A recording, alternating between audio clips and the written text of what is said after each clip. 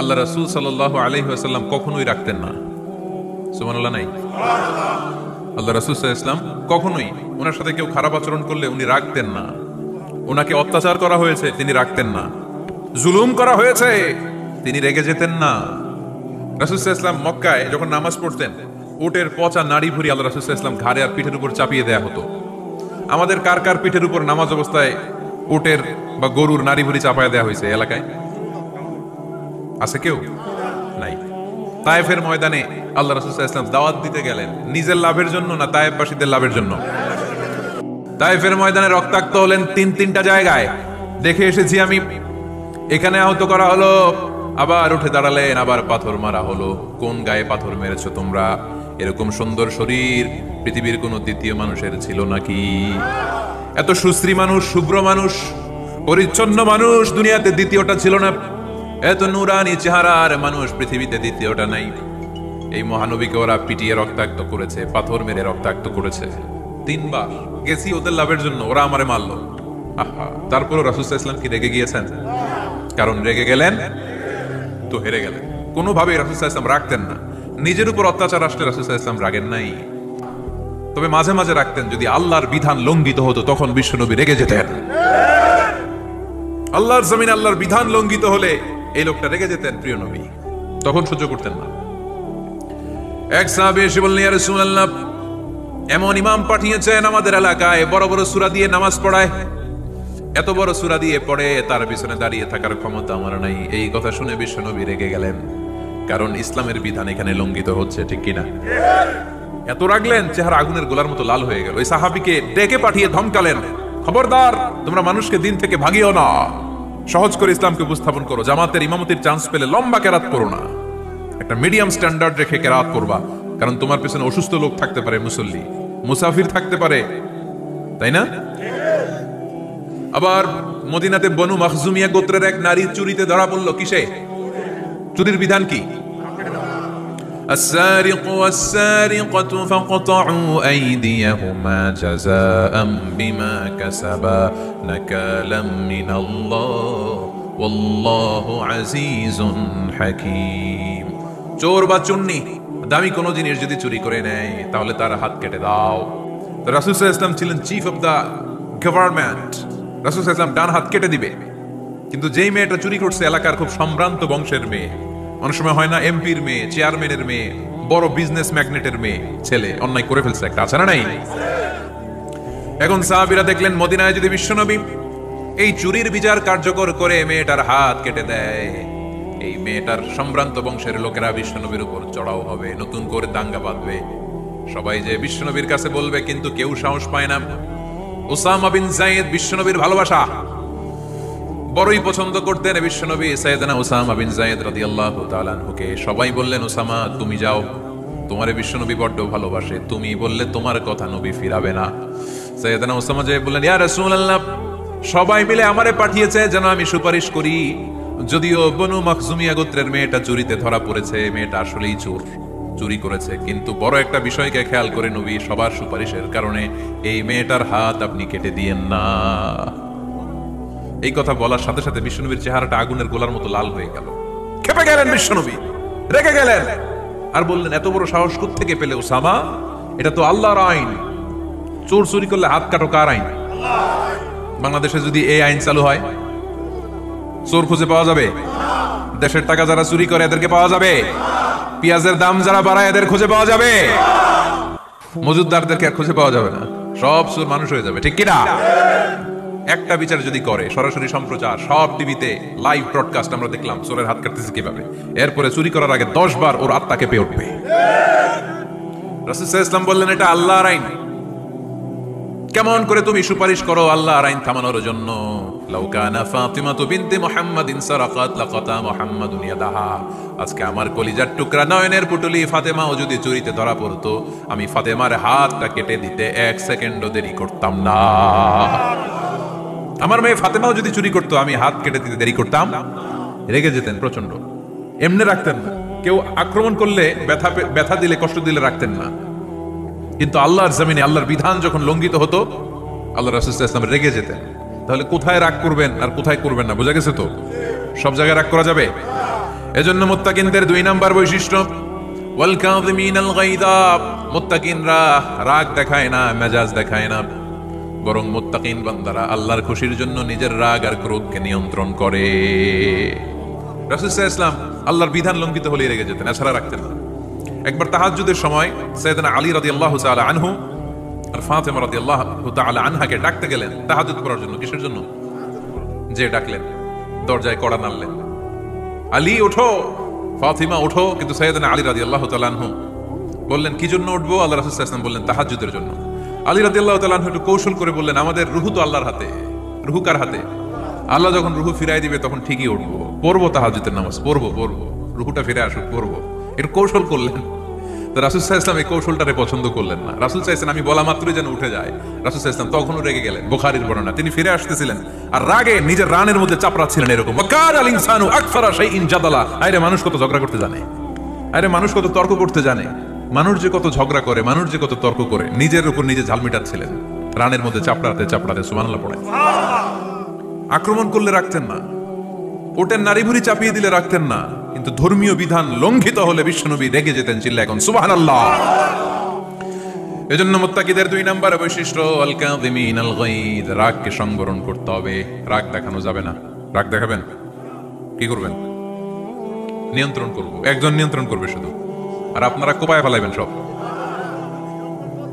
মাশাআল্লাহ। আরে বলো কি করবা? এভাবেই তো সমাজ পরিবর্তন হয়। শুনতে হবে তো আমার কথা, শুনতে হবে, জানতে হবে, দেন মানতে হবে। পরিবর্তনটা আস্তে আস্তে হয়। এই ঘুণে ধরা সমাজ এমনি নষ্ট হয় নাই, দীর্ঘদিনে নষ্ট হয়েছে। এটা ঠিক করতে হইলে আমাদের দীর্ঘ সময় লাগবে, দীর্ঘদিন লাগবে, অনেক ঘাম ঝরাতে হবে, অনেক পথ যেতে হবে, মাইলস টু গো। ঠিক কিনা? তাহলে রাগ দেখানো যাবে না।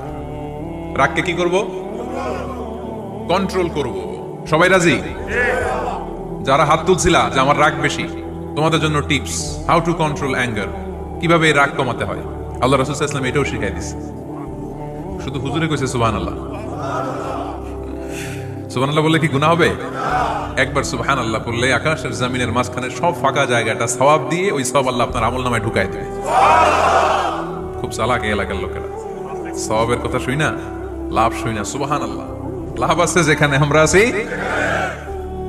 তো হাউ টু কন্ট্রোল অ্যাঙ্গার, কিভাবে রাগ থামাবো? যেহেতু মুত্তাকিনদের 2 নম্বর বৈশিষ্ট্য ওয়াল কাযিমিনাল গায়য,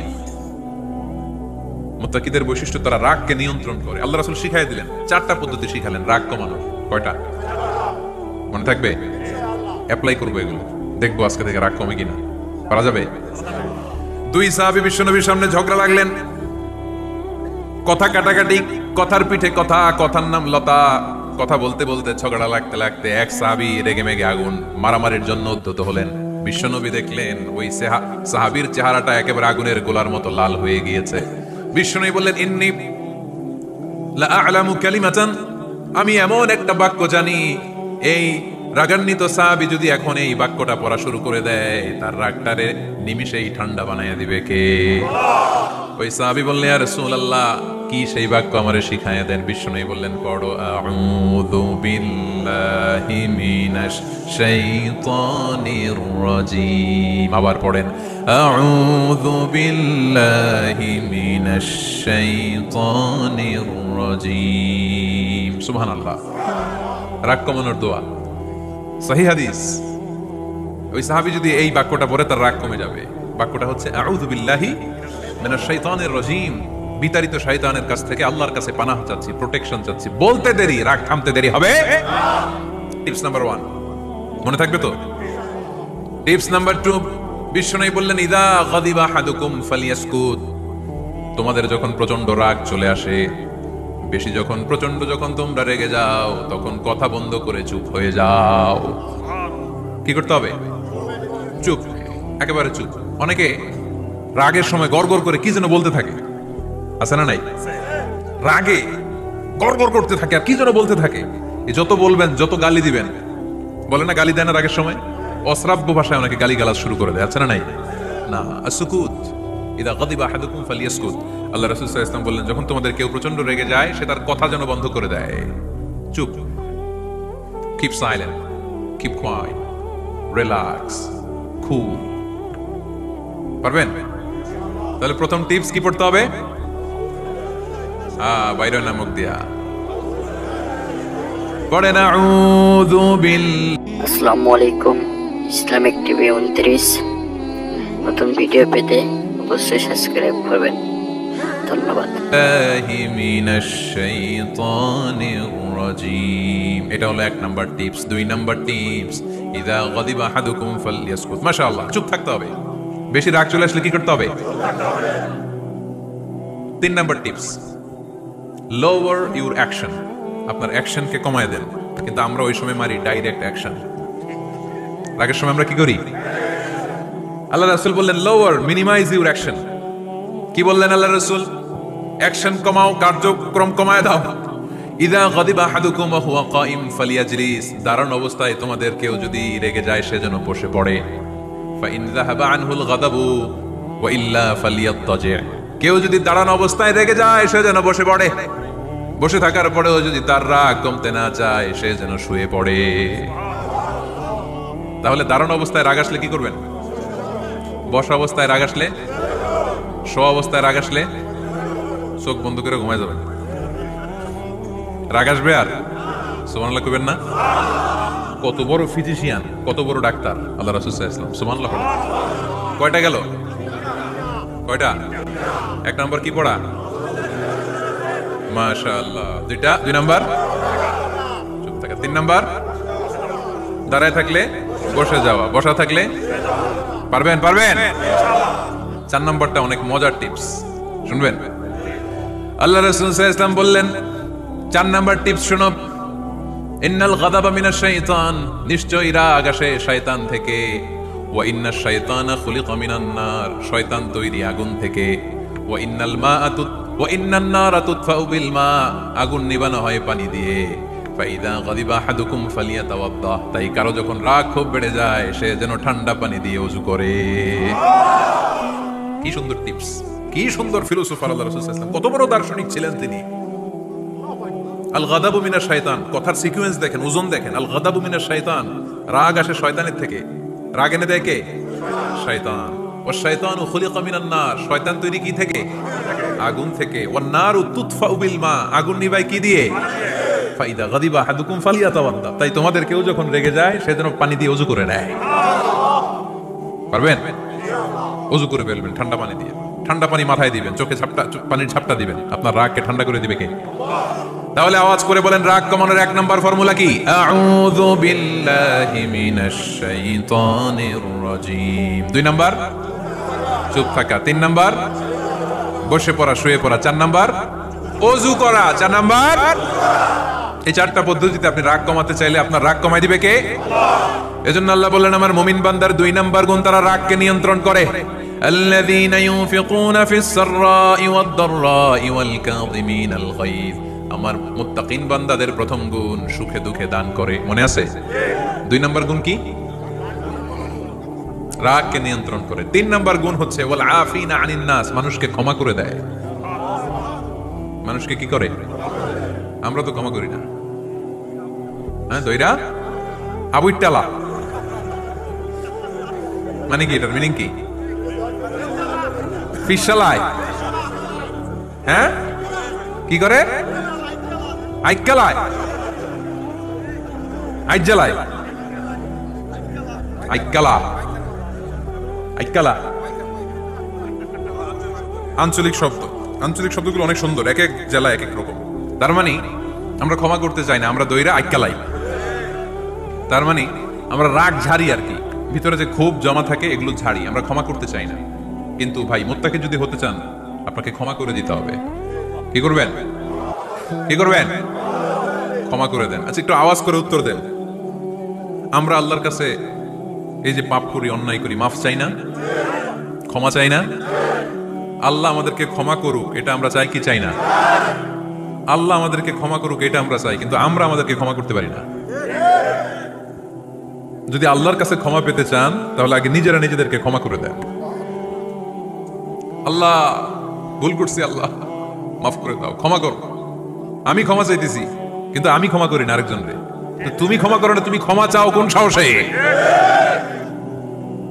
মা যাদাল্লাহু আবদান বিআফবিন ইল্লা ইজ্জান। আল্লাহর হাবিব ফরমান, কোন বান্দা যদি অন্য বান্দারে ক্ষমা করে দেয়, আল্লাহ ওই বান্দার মর্যাদা বাড়িয়ে দেয়। ওয়া ইন তা'ফু ওয়া তাসফাহু ওয়া তাগফিরু ফাইন্নাল্লাহা গফুরুর রহিম। তুমি যদি অন্যরে মাফ করে দাও, তুমি যদি অন্যের ভুল ক্ষমা করে দাও, তোমার ভুলগুলো ক্ষমা করে দিবে কে? আল্লাহুম্মা ইন্নাকা আফুউন কারীম। কদরের রাত্রে আমরা পড়ি, আল্লাহ তুমি ক্ষমাশীল, তুহিব্বুল আফওয়া, ক্ষমা করাকে তুমি ভালোবাসো, ফাফু আন্নি, আল্লাহ তুমি আমারে ক্ষমা করে দাও। আল্লাহর ক্ষমার জন্য দিনরাত চোখের পানি ছেড়ে আমরা কাঁদি, কিন্তু অন্যরে ক্ষমা করতে চাই না। কথাটা বুঝতে পারছেন? আমরা আল্লাহর ক্ষমা চাই, কিন্তু আমরা আমাদেরকে ক্ষমা পেতে হলে আগে ক্ষমা পেতে হলে আগে ক্ষমা, মনে থাকবে তো? আমরা আসলে অতীতকে বয়ে বেড়াই, অতীতকে ভুলতে চাই না। কোন বছর কে আমারে মারছিল ওইটারে মনে রাখছি, কোন 20 বছর আগে আমারে অপমান করছিল মনে রাখছি, তোরেও আমি অপমান করুম, তুই আমারে মারছিলি তোরেও মারুম, 20 মনে রাখিস, দেখাই দিমু। তো এই দেখেন, খেয়াল করে দেখেন, 20 বছর আগে কোথায় আমার অপমান করছিল ওইটা আমি ভুলি নাই, মনে রাখা দিছি। তার মানে 20 বছর ধরে এটা চলতেছে। এদিকে ক্ষতি কি আমার না অন্য কারো? এগুলো ভিতরে জ্বলে, প্রতিহিংসার আগুন আপনারে জ্বালিয়ে দিবে, প্রতিশোধ নেয়ার আগুন দিনকে দিন আপনারে জ্বালায়। আপনি যদি একদিন ওরে অপমান করেন, মারেন, ও একদিন জ্বলবে, মরবে, কিন্তু প্রতিদিন আপনি জ্বলবেন। চিল্লা এখন, ঠিক কিনা? রাসূল সাল্লাল্লাহু আলাইহি ওয়াসাল্লাম ক্ষমা করে দিতেন। মক্কা বিজয়ের দিন সব কাফির মুশরিক গুলো আল্লাহ রাসূল সাল্লাল্লাহু আলাইহি ওয়াসাল্লামের পায়ের সামনে থারথার করে কাঁপছিল। সবাই ভেবেছে আমরাও যেরকম পাষাণ, মুহাম্মদও মনে হয় তাই করবে, আমাদেরকে এবার কচুকাটা করবে। আল্লাহর রাসূল মক্কার কাফির মুশরিকদের এই দৃশ্য দেখে ঘোষণা দিয়ে দিলেন, ইযহাবু লা তাসরিবা আলাইকুমুল ইয়াউম, আজকে তোমাদের উপর আমার কোনো প্রতিশোধ নাই।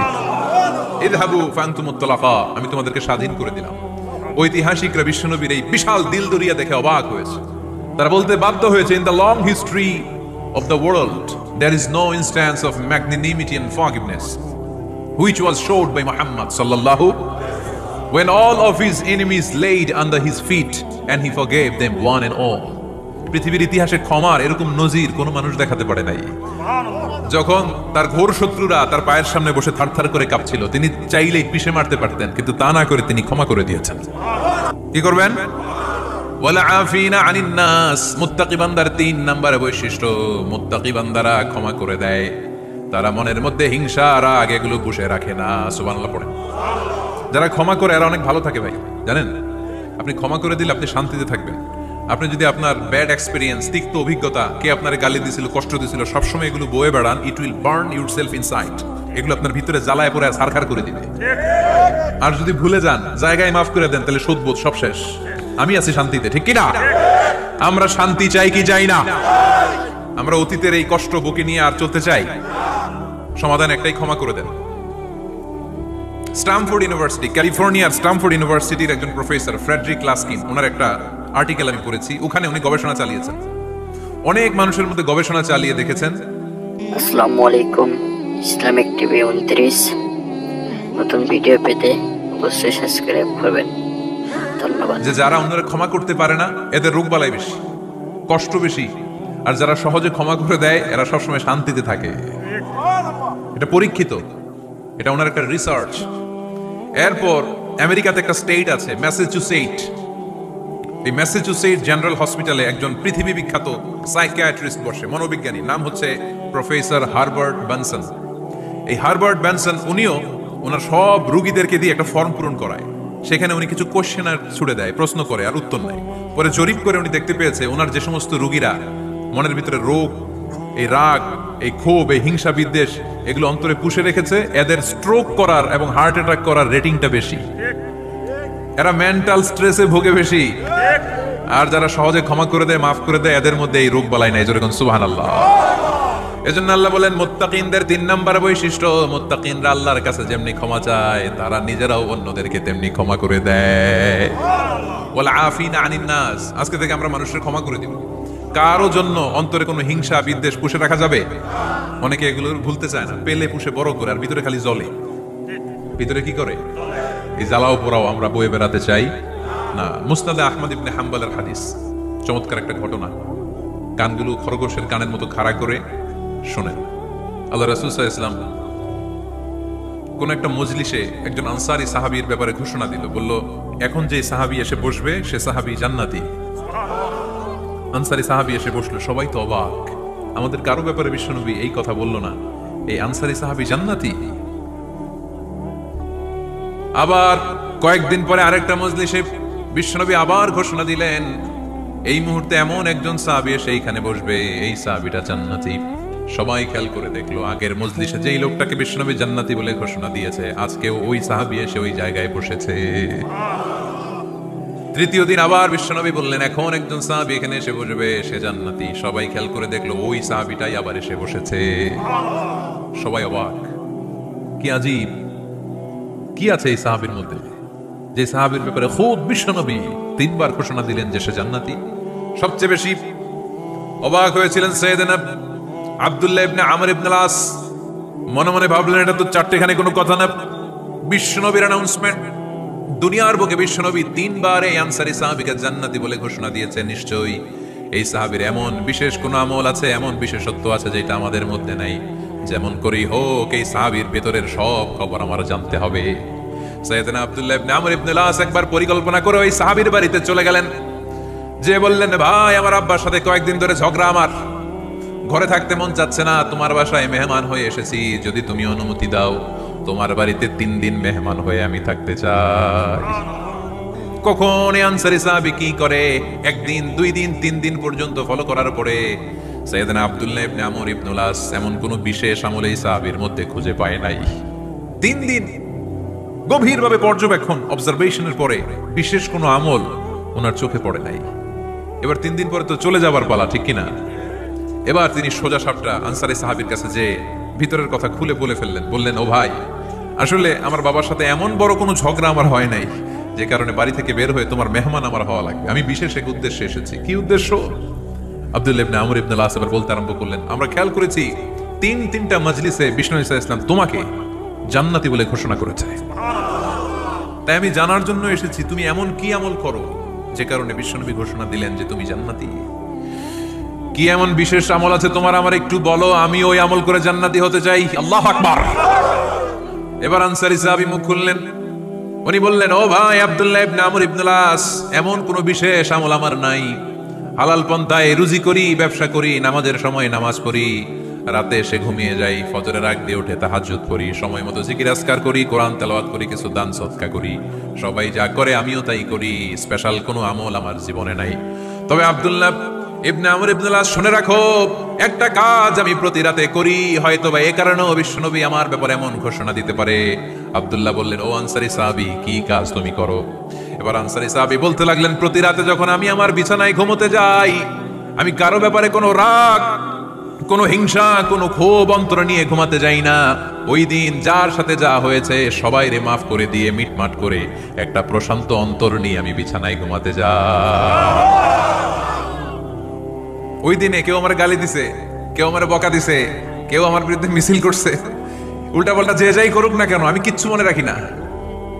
আওবি ইলা ফিরাশি, আমি এমন ভাবে আমার বিছানায় যাই, ওয়ালাইসা ফি কলবি হিকদুন আলা আহাদ, এমন অবস্থায় আমি শুয়ে পড়ি যে আমার হৃদয়ে কারো ব্যাপারে, আমার হৃদয়ে কোনো ক্ষোভ নাই, কোনো হিংসা নাই, কোনো অহংকার নাই, সব রাগ ক্ষোভ ভুলে গিয়ে সবাইকে ক্ষমা করে দিয়ে আমি বিছানায় ঘুমাতে যাই। এজন্য বিশ্বনবী এই সাহাবীকে 3টা মজলিসের ভরা মজলিসের মধ্যে জান্নাতি বলে ঘোষণা করেছে। এই হাদিস থেকে শিক্ষা হলো, আমরাও যদি প্রতি রাতে বিছানায় ঘুমোতে যাওয়ার আগে সবাই রে মাফ করে দিয়ে মনের যত ক্ষোভ জ্বালা যন্ত্রণা আছে সব ভুলে যে বিছানায় ঘুমাতে পারি, এই সাহাবীর মতো আমাদেরকেও জান্নাতি হিসেবে কবুল করবে কে? পারবেন আজকে থেকে? বিছানায় যাওয়ার আগে কি করবেন? আজকে সবাই রে মাফ করে দিব যে আমার উপর জুলুম। আসসালামু আলাইকুম, ইসলামিক টিভি 29 নতুন ভিডিও পেতে অবশ্যই সাবস্ক্রাইব করবেন। ধন্যবাদ। ওই বিচার আল্লাহ করবে, কে কি বললো ওটা দেখার দরকার নাই। কারো ব্যাপারে কোনো ক্ষোভ, কোনো তিক্ত অভিজ্ঞতা, জ্বালা যন্ত্রণা অন্তরে রাখবেন? রাখলে লাভ না লস? এটা আরো জ্বালা দিবে আমারে, এটা আরো ভেতর থেকে কষ্ট দিবে। It will burn me inside, ভিতরে জ্বালিয়ে পুড়িয়ে শেষ করে দিবে। এগুলো বয়ে বেড়াতে চাই না আমি, আমি সব মাফ করে দিতে চাই। চিল্লায় বলো ঠিক কিনা? এজন্য আল্লাহ বললেন, আমার মুত্তাকিন বান্দাদের 3 নাম্বার বৈশিষ্ট্য, তারা অন্যের প্রতি রাগ ক্ষোভ অন্তরে পুষে রাখে না। অন্তরে রাগ ক্ষোভ জ্বালা পেলে পুষে রাখে না, বরং সবাইকে মুত্তাকি বান্দারা ক্ষমা করে দেয়। পারা যাবে? কি করবেন? ক্ষমা করব। কি করবেন? তিনটা গেল, আর কয়টা? 2 মিনিটে শেষ করে দিবেন ইনশাআল্লাহ। মোট মুত্তাকিনদের বৈশিষ্ট্য কয়টা? হ্যাঁ, গেছে কয়টা? 1 নম্বরটা কি ছিল বলেন? মাশাআল্লাহ, সুখে দুঃখে, সুখে দুঃখে সবসময় দান করা। 2 নাম্বার,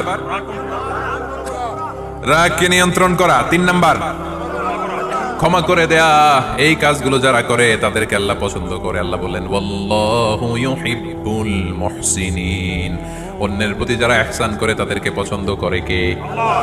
মুত্তাকিনদের 4 নাম্বার বৈশিষ্ট্য, আল্লাযীনা ইযা فعلوا فاحشة أو ظلموا أنفسهم ذكروا الله فاستغفروا لذنوبهم ومن يغفر الذنوب إلا الله سبحان الله।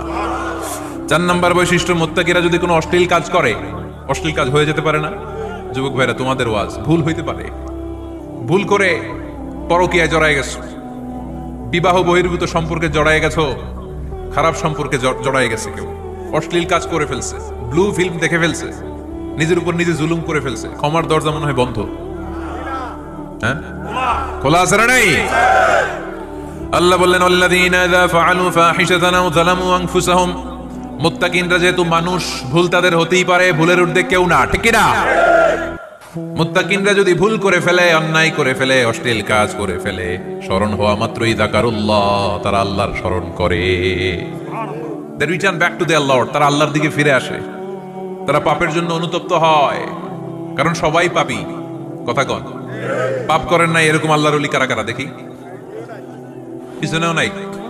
পৃথিবী না জানু আমি তো জানি, পৃথিবী না জানু আমি তো জানি, আমি কি পাপ করেছি হায়। সবার জানা আছে না? পাপ আছে না নাই? আমার পাপের করলে বিচার, বাঁচার আমার নাই উপায়, দয়াময় প্রভু মাফ করো আমায়, মাফ করো আমায়। পড়েন আমিন। আসসালামু আলাইকুম। তার মানে মুত্তাকিনদের 4 নাম্বার বৈশিষ্ট্য, মুত্তাকিরা যদি কোনো পাপ করে ফেলে যাকারুল্লাহ, সাথে সাথে স্মরণ করে কারে? অনুতপ্ত হয়। ফাস্তাগফারু লিযুনুবিহিম, তারা তাদের পাপের জন্য আল্লাহর কাছে ক্ষমা চায়। ভুল আমাদের হতে পারে, সবাই পাপী, পাপীর ঘরের পাপী, ঠিক কি না? আমি পাপী, আমার বাবা পাপী, আমার দাদা, আমার 14 গোষ্ঠী পাপী। কিন্তু পাপীদের মধ্যে বিষ্ণু বলেন শ্রেষ্ঠ পাপী ওই পাপী যেই পাপী পাপ করার পরে তওবা করে কার কাছে? মুত্তাকিদের ভুল হতে পারে, যেহেতু মানুষ, যদি ভুল করে ফেলে তারা অনুতপ্ত হয়, আল্লাহর কাছে ক্ষমা চায়, কারণ তারা জানে, ওয়ামাইয়াগফিরুয-যুনুবা ইল্লাল্লাহ। মুত্তাকিরা জানে আল্লাহ ছাড়া ক্ষমা করার কেউ নাই। আমাদেরকে মাফ করে কে? ক্ষমা করে কে? যদি ভুল হয়ে যায়, অন্যায় হয়ে যায়, পাপ হয়ে যায়, চোখের পানি ছেড়ে দিয়ে আল্লাহরে ডেকে বলেন, আল্লাহ আমি ছাড়া তোমার গোলামের অভাব নাই, আমি ছাড়া তোমার বান্দার অভাব নাই, আমি ছাড়া তোমার অনেক বান্দা, কিন্তু তুমি ছাড়া আমার কোনো রব নাই। আমি ছাড়া তোমার বান্দা বান্দির অভাব দুনিয়ার বুকে নাই, কিন্তু তুমি ছাড়া আমার দ্বিতীয় কোনো রব আছে নাকি? দুনিয়ার বুকে কারো কাছে যদি কোনো জিনিস নিয়ে যাই, ফিরিয়ে দিলে আরেকজনের কাছে যাওয়া যায় কি যায় না? কারো কাছে কিছু চাইলাম, দিল না, অন্যের কাছে যে চাওয়া যায় কি যায় না? কিন্তু আল্লাহর কাছে যখন ক্ষমা চাই, আল্লাহ যদি আমাদেরকে ফিরিয়ে দেয়, অন্য কারো কাছে যে চাওয়ার সুযোগ আছে নাকি? কারণ আমাদের রব একজন, সেজদা দেয় একজন রে, চিল্লায় বলতে হবে তিনি কে? ওয়ামাইয়াগফিরুয-যুনুবা